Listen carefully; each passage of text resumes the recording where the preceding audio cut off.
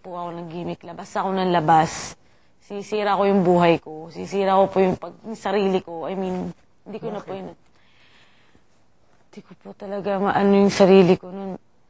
Sobrang lang po siguro ako sa walang pakialam. Sobrang happy-go-lucky nga po. Hanggang sa... Masama ba yun? Opo.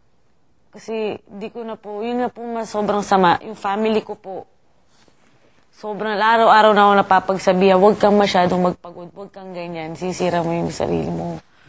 Lagi na po nila, as in, nahihirapan na po sila para sa akin.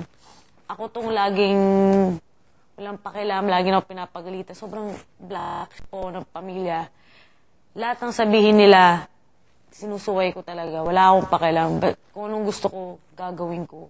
Yun po yung problema sa akin nun.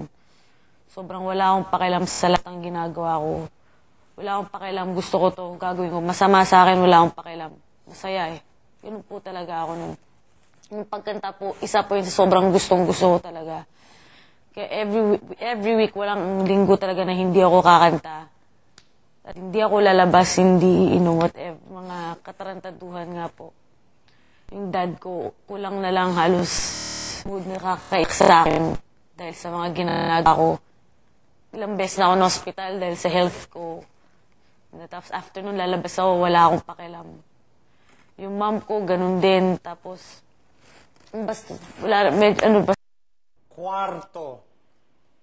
Chris, huwag mo